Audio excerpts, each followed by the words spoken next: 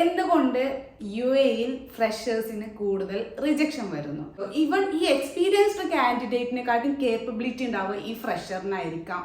Even അവർ ഒരു interview call ചെയ്ത് നിങ്ങൾ ജസ്റ്റ് ഒന്ന് ഇന്റർവ്യൂ എടുക്കാനുള്ള ഒരു മനസ്സെങ്കിലും നിങ്ങൾ കാണിക്കണം. ഫ്രഷേഴ്സിന് വരുന്ന ഒരു ഐഡിയ ആയിരിക്കാം ഒരു ഡ്രാസ്റ്റിക് ചേഞ്ചസ് വരുത്താൻ പോണ്, അല്ലെങ്കിൽ നിങ്ങൾ കമ്പനിക്ക് ഗ്രോത്ത് ഉണ്ടാക്കാൻ പോണ്, അല്ലെങ്കിൽ നിങ്ങൾ ക്ലിനിക്കിന് ഗ്രോത്ത് ഉണ്ടാക്കാൻ പോണ്, അല്ലെങ്കിൽ നിങ്ങൾ ഹോസ്പിറ്റലിന് ഗ്രോത്ത് ഉണ്ടാക്കാൻ പോണ്.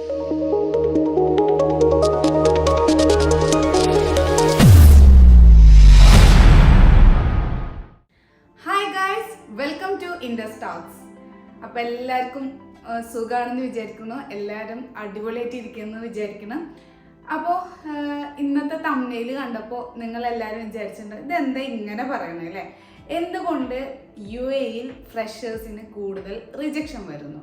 മെഡിക്കൽ കോഡിങ് കഴിഞ്ഞ കുട്ടികൾക്കായാലും UAE ഫ്രഷേഴ്സിന് എന്തുകൊണ്ടാണ് റിജക്ഷൻ കൂടുതലായിട്ട് വരുന്നത്?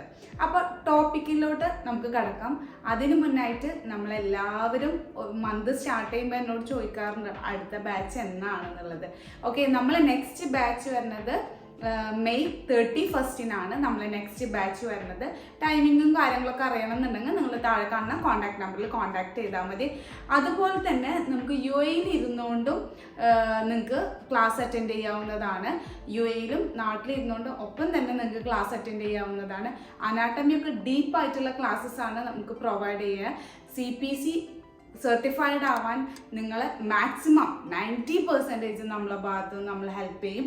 അതുപോലെ തന്നെ നിങ്ങളുടെ ഭാഗത്തു നിന്നുള്ള മ്യൂച്വൽ സപ്പോർട്ടും വേണം ഈ ഒരു CPC എന്ന കടമ്പ കടക്കാനും അതുപോലെ ഒരു ജോലിയിലോട്ട് എത്തിപ്പെടാനും. അപ്പോൾ നിങ്ങൾക്ക് എല്ലാവർക്കും അറിയാം, നാട്ടിലും ചെന്നൈ, ബാംഗ്ലൂർ, ഹൈദരാബാദ്, കോയമ്പത്തൂർ എന്നീ ലൊക്കേഷനിൽ വർക്ക് ഫ്രം ഓഫീസായിട്ട് നമുക്ക് ജോബ് അസിസ്റ്റൻസ് നമ്മൾ ചെയ്യാറുണ്ടായിരുന്നു. പിന്നെ അതുപോലെ തന്നെ ചെയ്തുകൊണ്ടിരിക്കുന്നുണ്ട്. പിന്നെ ഇടയ്ക്ക് ഇപ്പം അടുത്ത് നമ്മൾ കൊച്ചിയിലൊക്കെ കുട്ടികളെ പ്ലേസ് ചെയ്ത് കൊടുത്തിട്ടുണ്ട്. അപ്പോൾ അതൊക്കെ ഓരോ കമ്പനി ഡിപ്പെൻസ്. നമ്മൾ വേക്കൻസീസ് വരുമ്പോൾ നമ്മളെ സ്റ്റുഡൻസിനെ തന്നെയാണ് നമ്മൾ പ്രിഫർ ചെയ്യുക. അപ്പോൾ ഇതൊക്കെ അറിയണം നമ്മളെ ഇൻഡസിൻ്റെ നെക്സ്റ്റ് ബാച്ചിൽ ജോയിൻ ചെയ്യുക. അപ്പോൾ നമുക്ക് ഈ ടോപ്പിക്കിലോട്ട് കിടക്കും. ഇതൊരു എല്ലാ ഫ്രഷേഴ്സും ഈ ഒരു വീഡിയോ പറയണത് നിങ്ങൾക്ക് എല്ലാ ഫ്രഷേഴ്സിനും ഒരു ഉപകാരപ്പെട്ട വീഡിയോ തന്നെയാണ്. എന്തുകൊണ്ടാണെന്ന് വെച്ചാൽ ഈ പറയാൻ പോകുന്ന കാര്യങ്ങൾ ഓരോ ഫ്രഷേഴ്സും എക്സ്പീരിയൻസ് ചെയ്യണ, ഫ്രഷേഴ്സിനെ മുൻനിർത്തിയിട്ട് ചെയ്യണ വീഡിയോ ആണ്. അപ്പോൾ അതുകൊണ്ട് ഇതിൽ പറയുന്ന കണ്ടന്റ് നിങ്ങൾക്ക് ഇഷ്ടമാകുന്നുണ്ടെങ്കിൽ ഒന്ന് ലൈക്ക് ചെയ്യാൻ നോക്കുക. അങ്ങനെ ലൈക്ക് ചെയ്തിട്ടുണ്ടെങ്കിൽ ഇത് കൂടുതൽ റീച്ചിലോട്ട് എത്തിപ്പെടും. അത് ഫ്രഷേഴ്സിന് കുറച്ച് ഉപകാരപ്പെടുന്ന കുറച്ച് കാര്യങ്ങളും കൂടി ഞാൻ പറയുന്നത്. അതുകൊണ്ടാണ് ലൈക്ക് ചെയ്യാൻ പറയുന്നത്. പിന്നെ ഇഷ്ടമാകുന്നതെന്നൊന്ന് ഷെയർ ചെയ്തിട്ട് കൊടുക്കുക. സബ്സ്ക്രൈബ് ചെയ്യാൻ നിങ്ങൾക്ക് താല്പര്യം ഉണ്ടെങ്കിൽ സബ്സ്ക്രൈബ് ചെയ്യാം, അത്രേ ഞാൻ പറയുന്നത്. ഈ വീഡിയോ ലൈക്ക് ചെയ്യാൻ പറയുന്നത് എന്തുകൊണ്ടാണെന്ന് വെച്ചാൽ ഞാൻ പറഞ്ഞില്ല, ഫ്രഷേഴ്സിന് കുറച്ച് ഉപകാരപ്പെട്ട കാര്യങ്ങൾ പറയുന്നുണ്ട്. അപ്പോൾ UAE ഇപ്പോഴത്തെ കേസ് എന്ന് പറഞ്ഞാൽ ഒരുപാട് മെഡിക്കൽ കോഡേഴ്സ് ഉണ്ട്. സർട്ടിഫൈഡ് ആയതും മുൻപ് എന്ന് പറയുമ്പോൾ സർട്ടിഫൈഡ് ആവേണ്ട ആവശ്യം പോലും ഉണ്ടായിരുന്നില്ല. സർട്ടിഫൈഡ് ആവാണ്ട് തന്നെ ഒരുപാട് കുട്ടികൾ ഇവിടെ വർക്ക് ചെയ്തിരുന്നു. ഇപ്പോഴത്തെ ഒരു കേസ് എന്ന് പറഞ്ഞാൽ മെഡിക്കൽ കോഡേഴ്സ് കൂടുതലാണ് UAE കേസ് എന്ന് പറഞ്ഞാൽ. അപ്പോൾ ആസ് എ ഫ്രഷറായിട്ട് ഒരാൾ ഇറങ്ങുമ്പോൾ നമ്മൾ ജസ്റ്റ് നമ്മൾ CV ലിങ്ക്ഡിനിലായാലും പിന്നെ അതുപോലെ തന്നെ നമ്മൾ ഓരോ സൈറ്റിൽ കണ്ടിട്ടും അല്ലെങ്കിൽ ഡയറക്റ്റ് പോയി നമ്മൾ ചെയ്യുമ്പോഴും അപ്ലൈ ചെയ്യുമ്പോഴും ഒക്കെ കൂടുതൽ റിജക്ഷൻസ് വരുന്നുണ്ട്. അതെന്തുകൊണ്ടാണെന്ന് വെച്ചാൽ ഓരോ കമ്പനി ആയാലും ഓരോ ഹോസ്പിറ്റലായാലും അവർ എപ്പോഴും ഇപ്പോൾ നമ്മളുള്ളൊരു സ്റ്റാഫ് കമ്പനിയുടെ ഭാഗത്തുനിന്നും ഹോസ്പിറ്റലിൻ്റെ ഭാഗത്തുനിന്നും ചിന്തിക്കുമ്പോൾ അത് ശരിയാണ്, അത് നമുക്കൊന്നും പറയാൻ പറ്റില്ല. പക്ഷെ നമ്മൾ ഫ്രഷേഴ്സിൻ്റെ ഭാഗത്ത് ചിന്തിക്കുമ്പോൾ നമുക്കും വേണ്ടേ ഒരു ഓപ്പർച്യൂണിറ്റി. അപ്പോൾ കമ്പനിയുടെ ഭാഗത്തായാലും ഒരു ഹോസ്പിറ്റലിൻ്റെ ഭാഗത്തായാലും ഒരു ക്ലിനിക്കിൻ്റെ ഭാഗത്തായാലും ഒരു എക്സ്പീരിയൻസ് ആയിട്ടുള്ള ആളാണെന്ന് വെച്ചാൽ അവർക്ക് കാര്യങ്ങൾ പഠിപ്പിച്ചു കൊടുക്കേണ്ട ആവശ്യമില്ല. ഡയറക്റ്റ് അവരെ ഇപ്പോൾ ഒരാൾ പോകുമെന്ന് വെച്ചാൽ അടുത്ത ആളെ കയറ്റുമ്പോൾ ഡയറക്റ്റ് വർക്ക് അറിയാം, അവർക്ക് ഡയറക്റ്റ് വർക്കിലോട്ട് എത്തിപ്പെടാം ഇതാക്കും. പക്ഷെ ഒരു ഫ്രഷർ ആണെന്ന് വെച്ചാൽ അവർക്ക് ട്രെയിനിങ് കൊടുക്കണം. അവരെ ട്രെയിൻ ചെയ്ത് അവരെ മൊഡ്യൂൾ ചെയ്തെടുത്ത് എന്നിട്ട് വേണം അവരെ. അപ്പോൾ വർക്ക് പെൻഡിങ്ങിൽ കുറച്ച് വർക്കൊക്കെ പെൻഡിങ്ങിൽ വർക്ക് കിടക്കും. അതുകൊണ്ടാണ് കമ്പനീസ് കൂടുതലായിട്ടും എക്സ്പീരിയൻസ് ആയിട്ടുള്ള കാൻഡിഡേറ്റിനെ ഹയർ ചെയ്യുന്നത്. നിങ്ങൾക്ക് എല്ലാവർക്കും അറിയുന്ന കാര്യങ്ങൾ തന്നെയാണ്. പക്ഷേ എനിക്ക് ഇതിൽ പറയാനുള്ള ഒരു സജഷൻ ഉണ്ട്.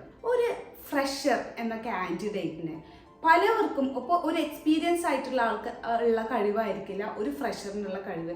ആസ് എ ഫ്രഷർ, എനിക്കൊരു റിക്വസ്റ്റ് ആണ്. ഈവൻ കമ്പനീസിൻ്റെ ഹെഡ്മാർ ആരും അത്ര ആൾക്കാരൊന്നും ഈ വീഡിയോ കാണണമെന്നില്ല, മീൻസ് ആരെങ്കിലുമൊക്കെ കാണുന്നുണ്ടെങ്കിൽ, വല്ല ഹോസ്പിറ്റലിൻ്റെ ആൾക്കാരോ വല്ല കമ്പനീസിൻ്റെ ആൾക്കാരോ വല്ല ക്ലിനിക്സിൻ്റെ ആൾക്കാരോ കാണുന്നുണ്ടെങ്കിൽ നിങ്ങൾ ശ്രദ്ധിക്കേണ്ട ഒരു കാര്യം, എൻ്റെ ഒരു ഒപ്പീനിയൻ, തികച്ചും എൻ്റെ ഒരു ഒപ്പീനിയൻ ആണ് ഞാൻ പറയാൻ പോകുന്നത്. ഫ്രഷേഴ്സ് ആയാലും ഡിഫറെൻ്റ് ആൾക്കാർക്ക് ഡിഫറെൻറ്റ് കേപ്പബിലിറ്റി ആണ്.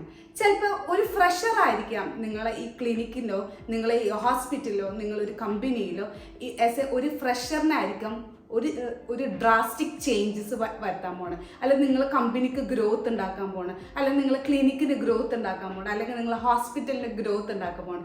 കാരണം ആ ഫ്രഷേഴ്സിന് വരുന്ന ഒരു ഐഡിയ ആയിരിക്കാം.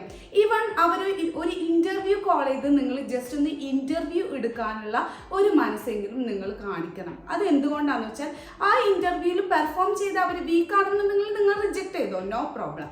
ബട്ട് അവർ ആ ഇൻ്റർവ്യൂവിൽ പെർഫോം ചെയ്യുമ്പോൾ അവർക്ക് എന്തെങ്കിലും കേപ്പബിലിറ്റി ഉണ്ടോ, ഈവൻ ഈ എക്സ്പീരിയൻസ്ഡ് കാൻഡിഡേറ്റിനെക്കാട്ടും കേപ്പബിലിറ്റി ഉണ്ടാവുക ഈ ഫ്രഷറിനായിരിക്കാം. എൻ്റെ ഒരു സജഷനാണ്, എൻ്റെ ഒരു ഒപ്പീനിയനാണ്.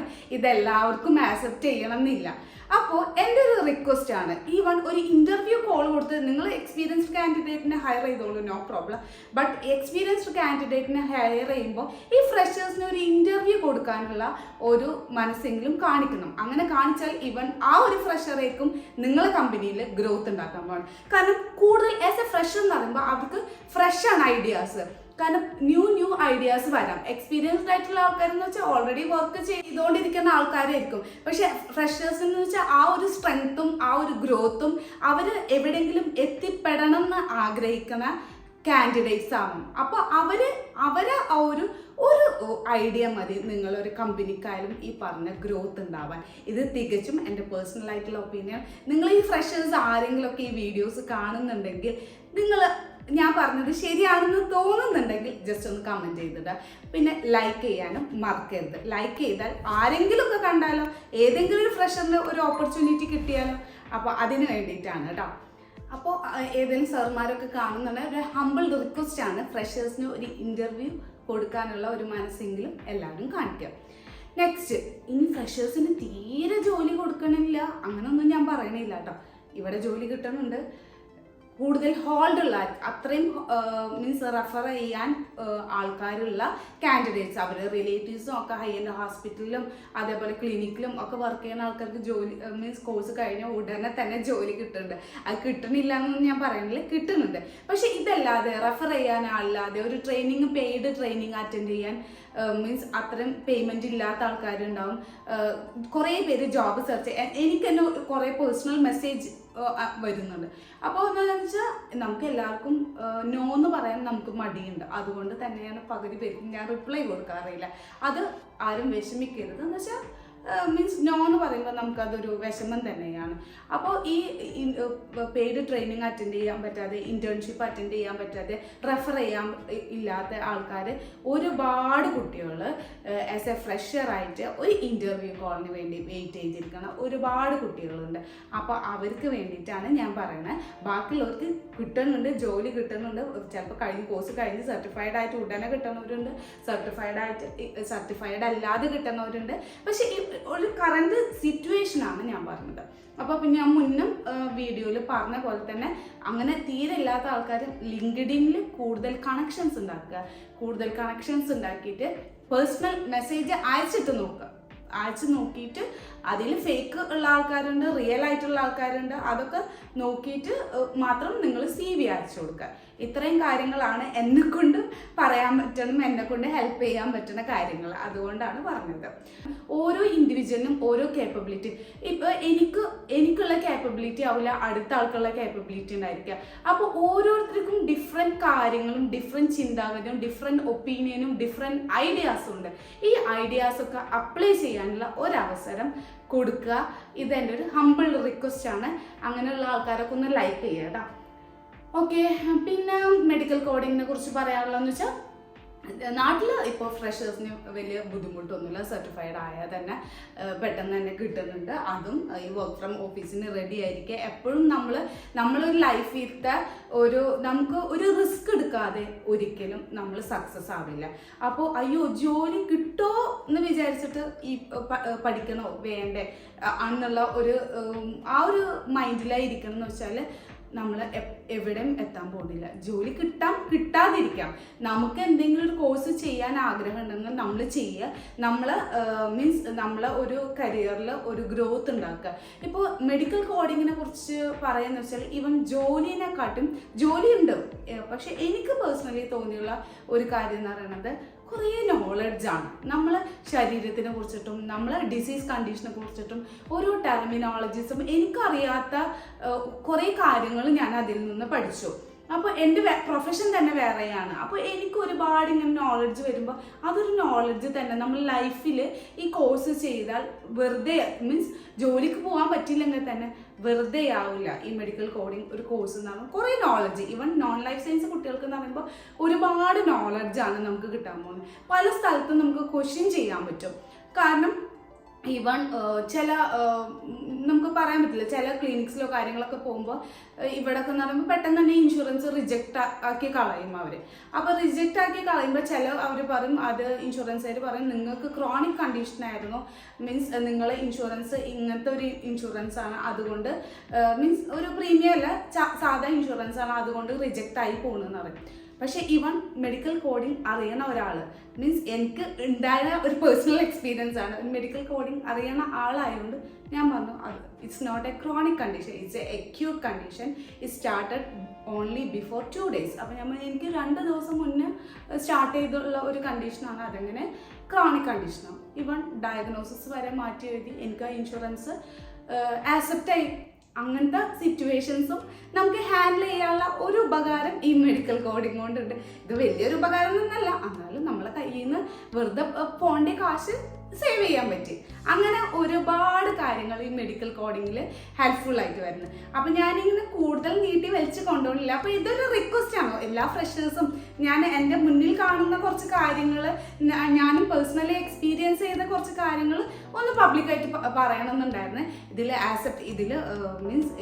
ഇത് ആക്സെപ്റ്റ് ചെയ്യാത്തവരുണ്ടായിരിക്കും. ഇത് പേഴ്സണൽ ഒപ്പീനിയൻ ആണ്, അതല്ലാതെ വേറെ കാര്യം കൊണ്ട് വന്നാലും ഒരു പേഴ്സണൽ ഒപ്പീനിയൻ ആണ്. നിങ്ങൾക്ക് ഉള്ളവർക്ക് വേണമെങ്കിൽ ആക്സെപ്റ്റ് ചെയ്യാം, താല്പര്യമില്ലാത്തവർക്ക് ഇത് റിജക്റ്റ് ചെയ്യും. അപ്പോൾ നിങ്ങൾ കമൻറ്റ് ചെയ്യുക, ഫ്രഷേഴ്സിനും ഒരു കഴിവ് ഉണ്ട് ഇല്ലേ? ഫ്രഷേഴ്സിന് കഴിവില്ലേ? ഒരു കേപ്പബിലിറ്റി ഉണ്ട്, ഒരു സ്ട്രെങ്ത് ഉണ്ട്, അവർക്ക് ഒരു എയിം ഉണ്ടെന്നുണ്ടെങ്കിൽ നിങ്ങൾ കമൻറ്റ് ചെയ്യുക. ഈ വീഡിയോ ലൈക്ക് ചെയ്യാനും മറക്കരുത്. പിന്നെ അതേപോലെ തന്നെ ഞാൻ പറഞ്ഞ കാര്യം മറക്കണ്ട, നമ്മുടെ നെക്സ്റ്റ് ബാച്ച് വരുന്നുണ്ട് മെയ് 31 അടുത്ത ബാച്ച്.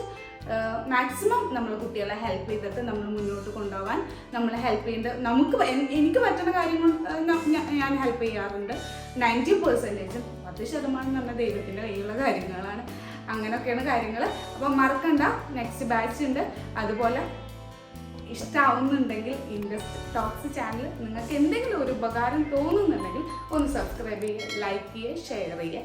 പിന്നെ താഴെ കാണുന്ന കോൺടാക്ട് നമ്പറിൽ കോൺടാക്ട് ചെയ്തിട്ടുണ്ട്. UAE കാൻഡിഡേറ്റ്സിന് എന്നെ അടുത്ത് മുന്നേ അപ്പോയിൻമെൻറ്റ് എടുത്തുകൊണ്ട് നമുക്ക് വന്ന് മീറ്റ് ചെയ്ത് ഡീറ്റെയിൽസ് ഒക്കെ പറഞ്ഞു തരാവുന്നതാണ്. Anyway, thank you for watching this video.